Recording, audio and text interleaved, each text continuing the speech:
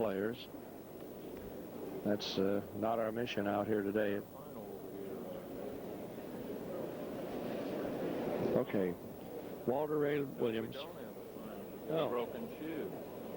We have a broken shoe now. Walter Ray has just tossed a shoe, and apparently it's broken.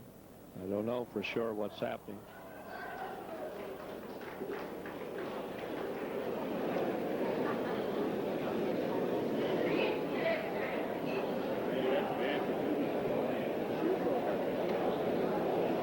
One of Walter Ray's shoes.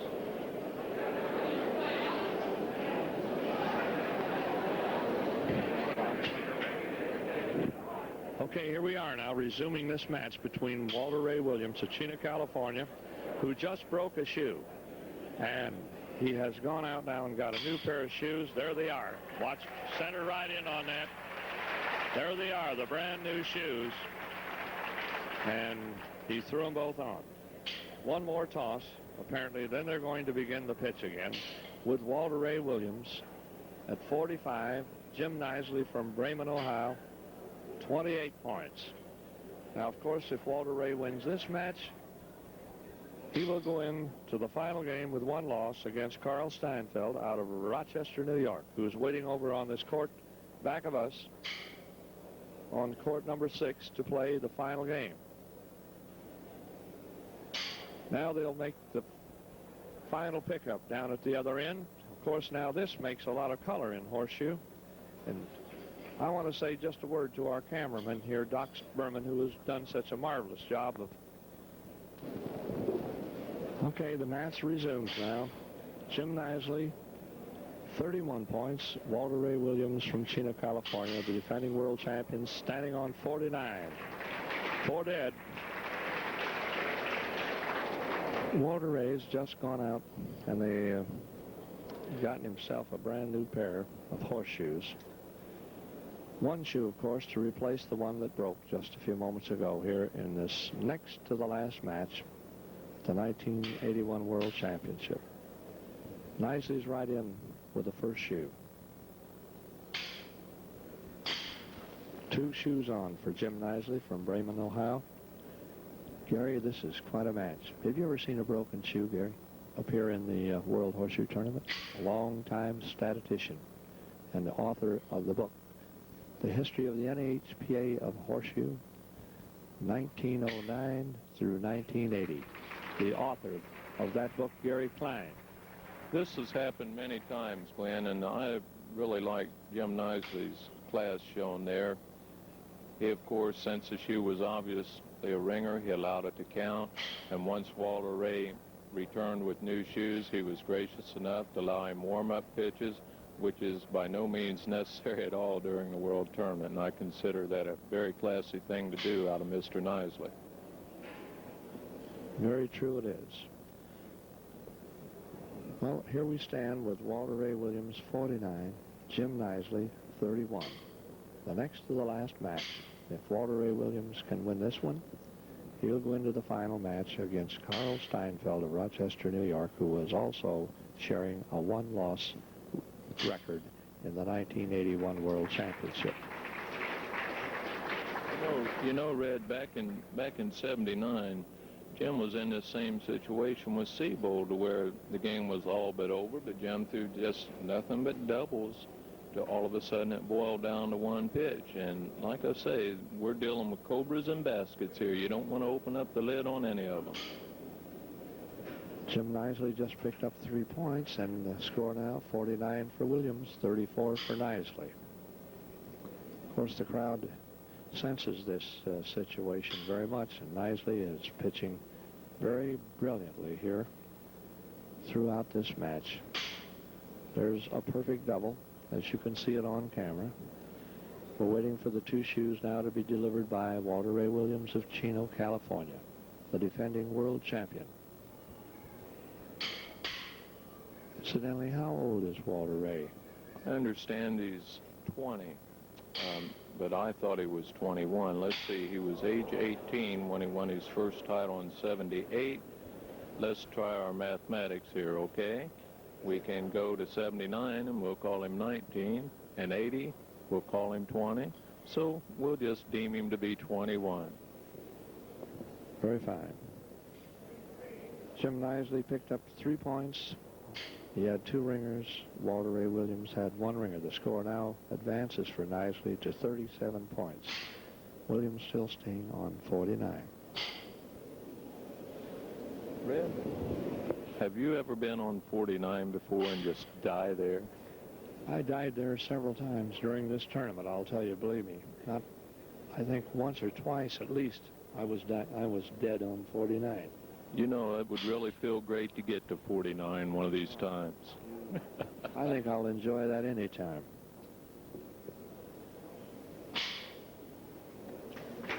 Looks like 4 dead down at that end. And Walter Ray Williams hangs on here with 49 points. Jim Knisley has advanced slightly on him from about 29 up to 37. And the match continues here on. I'm sorry. There was, I did not see it down there. Perhaps there was a change in venue, and Jim Knisley picked up 3 points. Apparently Walter Ray was not on with one of his shoes. The score now, Jim Knisley 40, Walter Ray Williams 49. Knisley is dead on with the first shot. Absolutely a perfect ringer in Horseshoe. And there's another perfect ringer. Tremendous under pressure. Jim Knisley is tremendous under pressure. Well, it's absolutely incredible. Now, both these fellas are rather young. Of course, we know the defending champion is very young. Walter Ray Williams is probably 20. I'll tell you what's happening here. Let me make an observation right now. Walter Ray has gone out and gotten a new pair of horseshoes out of the box. They are covered with paint. The paint is of a type that can be just a little bit, shall we say, abrasive. And I'm making this observation. That shoe has turned too much for Walter Ray. That one is right on. But that apparently is what could be happening, Gary. That just a little bit of abrasive paint there. I don't believe that's what it is. I believe when Walter Ray had the 49 pitching second, had the opportunity, went back when he had 48, pitching the fourth shoe of that sequence and not throwing the second shoe on and going out, that probably has as much to do with it as Jim Knisley, since Walter Ray's reached 49, has not missed a shoe. That has another thing to do with it. Because if you'll remember, while Walter Ray was practicing with his new shoes, they were all going on then. Remember that, Red? Very true. So we've cast off some of the second guessing. Knisley has missed the first shoe. Now we'll see what happens. Here we go again. Here we go again. Knisley taking plenty of time. Both boys dusting their hands off. The perspiration is definitely on their hands. They can't. There's no possibility that it cannot be any other way, because these fellas are under terrific tension. Walter Ray has delivered that first shoe this time directly on the stake. Perfect ringer. Here it is. And there apparently could be the ball game, with Walter Ray Williams of Chino, California, hanging on to his one-loss record. 3-3, and the crowd gets up now. They're giving the boys a big hand here at Primesburger Arena in Genola, Minnesota, the home of the 1981 World Championship of Horseshoe. This is Red Hinton, Gary Klein, Doc Berman bringing his play-by-play and all the pictures we hope you'll enjoy along the way.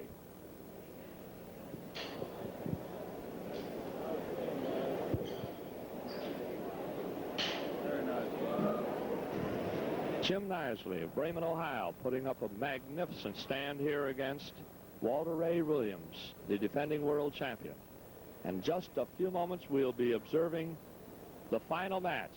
And this one will be for all the cookies, Gary. The 1981 World Championship is at stake between Carl Steinfeld of Rochester, New York, and Clearwater, Florida. Okay, here we are back in Genola, Minnesota. I keep saying September, Gary. It's August 9. Close enough for you, Glenn. It's about 6 o'clock in the evening, and we're right in the final match of the World Championship for 1981, the World Championship of Horseshoe. And this last match features Carl Steinfeld of Rochester, New York, former world champion in 1976, and Walter Ray Williams of Chino, California, the current world champion, defending his championship here in the Primesburg Arena in Genola, Minnesota, on a Sunday afternoon, August 9, the final day, the final game of the 1981 World Championship of Horseshoe in the men's division. Gary Klein, what do you got to say? I would say with Carl being 63 and Walter Ray being 21, we have our matchup of age versus youth. And then our first encounter of that nature goes all the way back to 1919 when George May, the younger fellow, won it. Then, of course, in 1921, Frank Jackson, playing a 17-year-old Tom Migger over in the Kansas area, he won it. So now we're 1-1 for youth and 1 for age. Then all of a sudden we go to 1924, and Put Mossman, the youngster, won it. Then we go to 1926, when Put Mossman again hooked up with Frank Jackson, as he did in 24, but this time it was Frank Jackson's turn. And then we go to 1929, and Blair Nunemaker, the younger man, took care of the old time.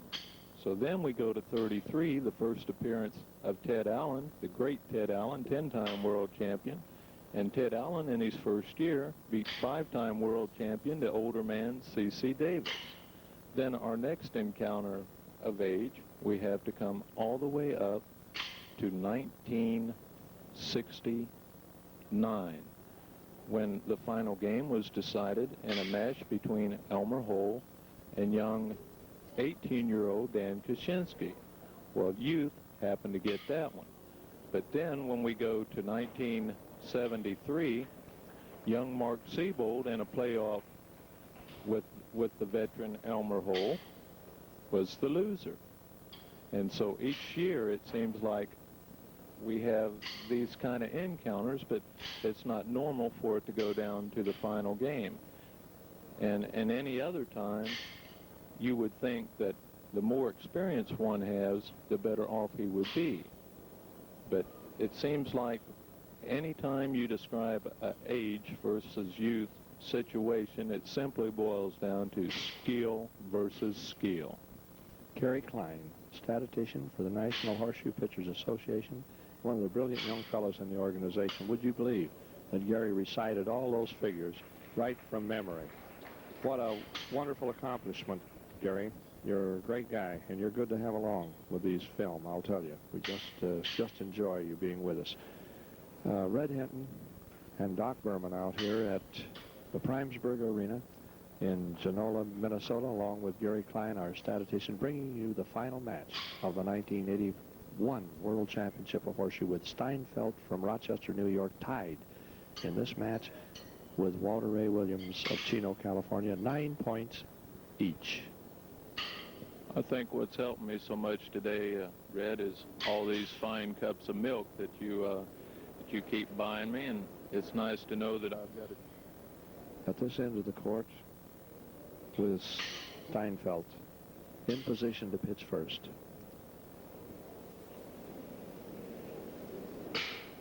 You think Doc drinks milk only from Jersey cows, since that's where he's from? And I suppose when he pitches Horseshoe, he gets a real good bounce from that, I'll tell you. They call it the Jersey bounce. Walter Ray. Sort of picture of concentration, aren't they? Well, they're playing for the World Championship, and they're right down to the last game. You will not believe Walter Ray just lost a beautiful ringer. Standing up edgewise on the stake now. It came off. There's a lot of steel in there, and that can happen. And that can be so much an important part of any game, especially when you're down to the critical stage of the World Championship, as we are here this evening in Genola, Minnesota. You know, the person here talking with me is Glenn Red Hinton. A lot of people may not know it, but Glenn in world tournament competition ranks number 10 all time.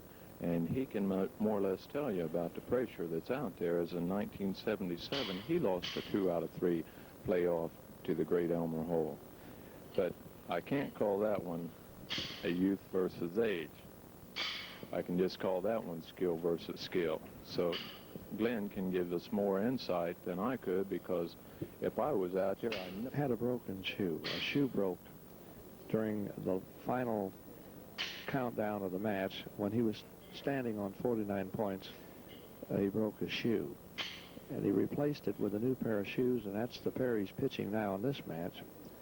And we're just wondering here in our minds now if this could be any factor in this particular game. The fact that Walter Ray is pitching a new pair of shoes in this last and final match of the 1981 World Championship. Do you think in your mind, Gary, of course, you're not adept at prophesying this type of thing, but do you think this in any way psychologically or however could affect this game? Sure, it would. It would be like if you were at the bowling alley and all of a sudden your ball broke and you had to use a house ball, even though it would be of the same make, because each shoe has its like own comfortable feel to it, even though they're the same brand. And I would feel that, yes, it could have. If I was out there, of course, I'd be looking for excuses, Red. Well, you know, Gary, this is the first time I have seen it. I've heard of this happening, but probably not in the World Championship. But, however, it did happen here just a few moments ago in this next to the last game of the World Championship. And Walter Ray did hold on to the lead. He had a comfortable lead over Jim Nisley in this particular game. He was holding right on 49 points, and he finally did get that last Jim point. Climbed to 43 in the meantime. Amazing. And then a couple double misses away, and it'd been all over for Walter Ray. And the young lad did change shoes, and he did win it. But it was probably a remarkable feat in the fact that those shoes were coated with a different type paint. You know, they have paint on them. They are, as I mentioned, a little bit abrasive. But I'm wondering now, as I made the observation on that of the game, if the abrasiveness of that shoe didn't make the shoe overturn a couple of times, and our camera caught that particular shoe as it landed, and you will notice it did overturn. And it can very easily happen when you have a little extra grip on the shoe or a little abrasiveness on it. Now, if you had slick clay on it, Gary, the shoe would probably float out of your hand. But in this instance, the shoe turned too much. And how do we know? Each pitch, the World Championship is riding on it, so it's very important. Well, thus far in the tournament, it seems like Carl is Destiny's darling. Twice he's escaped with 50 to 49 wins. And yet when Walter Ray was involved in a 50 to 49 game, he was a loser by a rookie having his best game of the tournament. I'll tell you what we're going to do. This is Red Hinton, Gary Klein, and Doc Berman, our cameraman, doing a magnificent job on this last game of the tournament. And as you observe that now, Walter Ray Williams just held on to a shoe and dropped it about 5 or 6 inches short of the stake. And the score now is Carl Steinfeld 18 points, Walter Ray Williams 19. And with that, just momentarily, we're going to leave you for just a moment. We'll pick this match up again as it's going to score on this one. I think Carl's second shoe might have came off. They're looking it over pretty close there. Must be closer than I thought. They're going to call for a judge, no doubt. You know, I find this amazing, Glenn, and the 2 times that Walter Ray's won the world title, he's galloped off with it, like in 78. You were the only person to beat him in 35 games, and he won that particular match, I believe, by a 5-game lead. Then last year, he won it by 6 games, and this is the first time he's ever been put to the test where 1 game decides the world title. Meanwhile, Carl in 76, on the final day in the final game, had to defeat the winner, well, what I'm saying, the leader of the tournament at that time, to send it into a best 2 out of 3 playoff. And Carl lost the first game of that playoff, and then came back and won the second game, and then had to win a third. So he's definitely been there before with 1 game, meaning the world title. And yet young Walter Ray is responding well, even though he's not using the shoes that he'd used all tournament that he's been averaging 87 with. They're the same brand, but they're not the same familiar pair of slippers. Well, there couldn't help but be a different feel to those shoes because they are new shoes. And as we mentioned before, Walter Ray did break a shoe here earlier in the next to the last match. And it's bound to bring extra attention on this young lad from Chino, California. But he is holding up extremely well under this pressure, defending his world championship in Horseshoe right here in Genola, Minnesota. Apparently, Gary, Carl has missed a shoe. Could that be? I don't think he did. You know. The quietness of the crowd and everyone afraid to move, afraid that they'll distract him, just shows this game is about as serious as a heart attack. He did miss a shoe now. They've marked up the score now. 41 for Walter Ray Williams and 33 points for Carl Steinfeld. Walter Ray's ready to deliver his first shoe now. He's standing on 41 points, just 9 points away from defending his world championship here in 1981 in the Primesburg Arena in Genola, Minnesota, with a crowd right on the edge of the chairs, and the arena is jam-packed with people all around. As you can see, as the camera swings back once in a while here and there, you can notice that there is almost a full house here in the arena. Yeah, but I notice it doesn't seem to be putting any strain on the air conditioner that we're all enjoying right now. I see Henry up in the press box. Must be nice to just sit out and look out your back door and just watch yourself a world tournament. I believe that you was telling me something about that earlier, weren't you? Well, I did mention that, Gary. I said, wouldn't it be nice if we could all afford to build something and just sit there and watch the World Championship unwind right there before your very eyes? It'd be great, wouldn't it? Forgive me for plagiarizing you, Red, but that must just show how much I respect some of the witty things you tell me. Well, you've been a great boy, Gary Klein, the statistician for the folks in the National Horseshoe Pitchers Association, and probably armed this young man with the greatest amount of statistics that I believe I've ever heard any man recite regarding any sport.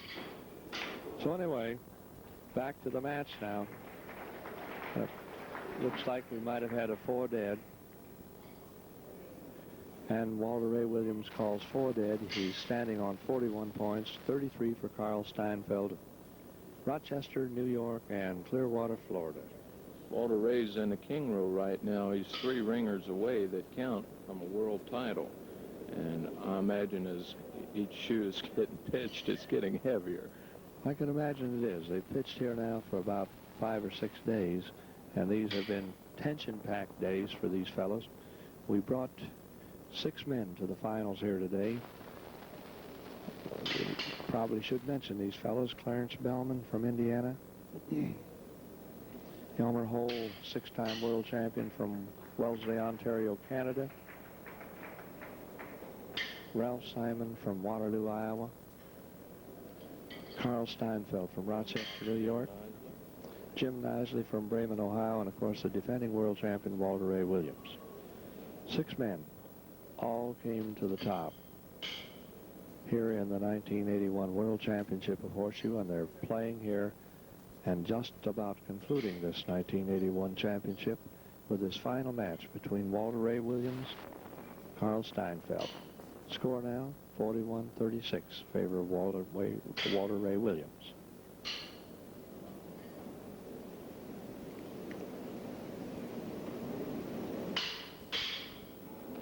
Could have heard a pin drop on that shoe being delivered, couldn't you? Could have heard a pin drop, so I could think of. Well, it is tension-packed here. The final match. Walter Ray Williams holding on to a 41-36 lead over Carl Steinfeld in the last game of the 1981 World Championship. This is the cream of the crop, the superstars of Horseshoe in the men's division. And the reason I say qualifyingly the men's division, because we have superstars in the juniors. We have superstars in the ladies, the girls, the seniors, the intermediates. There are many classes here in the world of Horseshoe. It gives everybody a chance to show their talent. Carl just drove another nail in the coffin. At least he captured top one of those ringers. But Walter Ray is now a double ringer away from winning it. All the pressure must be getting to be tremendous on Carl now. This has been an even match the whole way, and I just wondered how this was going to turn out. And we will know shortly, probably. You know, sometimes as you approach that 50-point mark, the tension arises on that man also, on that participant, because he's got to make 6 points now. He knows he needs 6 points, and probably concentrating on that just a bit. And hopefully you can go ahead and concentrate on your game and deliver the shoe as you would like. I know that Walter Ray looks a lot more loose this stage of the game than he did earlier. Now he seems to be into his full rhythm. And Carl, it seems, has controlled the pace of the game. Walter Ray likes to pitch almost at a racehorse speed, it seems. He's so used to going down, throwing his double, picking him up, and throwing again. And here's Carl just giving him a tremendous battle here. Well, whatever happens, we're just waiting now for a ringer to fly off or somebody to miss. And the World Championship for 1981 could very easily be decided in just a shoe or two. And it will be. That one came off. You just sound like a prophet there, Glenn. Well, it certainly did. Went just around the stake and right out the back door, as they say in Horseshoe. And this stadium is packed with Horseshoe fans, Horseshoe players and their families, all watching this final match here in Genola, Minnesota. So far, Carl's had 4 ringers go on and come off, and Walter Ray's had the one that happened earlier in the match. And it's kind of tough if you're averaging 84 and the other gentleman's averaging 2 to 3% better, and then he seems to be getting the majority of the breaks. Well, but that's what a number of championships are decided on, because a good champion, if he gets a break, he capitalizes, and the lesser pitcher like myself that throws somewhere in the 60 to 70 bracket, when we get a break, we don't seem to know what to do with it, that we dwell on the break we got instead of just saying, well, it makes up for a bad one somewhere and going on and throwing them. And like when we get a bad one, it's catastrophe for us, just fall apart mentally. Right. Let me tell you something here, Gary. We just had a 4 dead down here with Walter Ray Williams standing on 47 points. He only needs 1 ringer. He only needs 1 ringer to go out. Carl just delivered his first shoe, and it apparently went on. And hopefully, as far as Carl's concerned, he has a double. Oh, that was a perfect double. Right? What we tend to forget is that Walter Ray needs 1 ringer count to win it all. Carl himself only needs 5, and just a back-to-back panic situation. Oh, that stayed on. It started to come off, but just a back-to-back panic situation, and all of a sudden it's anybody's game again. Or like if a couple of Walter Rays would come off, or 1 come off and a miss, it's still anybody's game. It's just that Carl knows he don't dare miss one now. He just has to throw them all on, because there's no other avenue toward the World Championship, only through the ringer division. All Carl can do is play defense. He has no worry about scoring. The object's to keep Walter Ray from scoring. He's got himself back against the wall right now. Well, we're waiting for these pitches. There, the shoe stayed on, and now they're applauding for a match just back of us. And there is the World Championship of Horseshoe here tonight, I believe.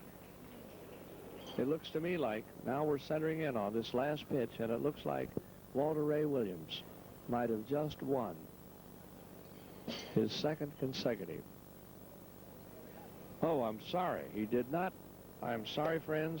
Walter Ray was not on. He advances 1 point. Did you know that? Yes, Why didn't you correct me there? Because when I make a fool myself, you like to show I me know that. I know. I'm sorry. I'm sorry, Gary. We should never have replays on these things. Well, we should always have replays and cut those boo-boos out. How was that for timing, though, that right while Carl's pitching one of the heaviest shoes of the match, all of a sudden a round of applause happens from the crowd elsewhere? Do you think that could have broke his concentration? Well, it apparently looked like that, because he did throw the shoe a little short. Yeah, and looked like a wounded duck, one of my special deliveries. Now, what do you say about that first shoe of Walter Ray's? Is it definitely on? Can you? I don't think it is. Well, that one is. Carl Steinfeld delivered his first shoe, and it's definitely on. There's another one on. Now that's the old brother coming along to see what the other brother was doing, just laying there down that hole. Right. You bet. All around the Primesburg Arena, here in Genola, Minnesota. This will be the last countdown in just a few moments for the 1981 World Championship of Horseshoe. And what a nice crowd, and what wonderful people up in this area. Here in the area of Genola, Minnesota, Piers, Minnesota, the people have been just great. The hospitality has been unexcelled. The horseshoe players have remarked how fine these people have treated them. So now we continue on in with this match between Walter Ray Williams, Chino, California, Carl Steinfeld of Rochester, and New York. It seems pretty uneasy down at that end, gawking around. There was a lot of shoes rocking around, but it's still, I think, all four of them might be on. They'll probably need a judge. No? Walter Ray, congratulations. Second time, 1980, 1981, world champion of horseshoe. Buddy, you're quite a horseshoe player, I'll tell you that. It's good to see you out here at Genola, Minnesota, and Primesburg Arena. How'd you like the place to play? Oh, I think this is great. I wish they'd play here every year. This is perfect. It's great, isn't it? Yeah. You don't have to worry about the weather. All you have to do is worry about the ringers that somebody else is throwing. Right. They got a lot of them out there.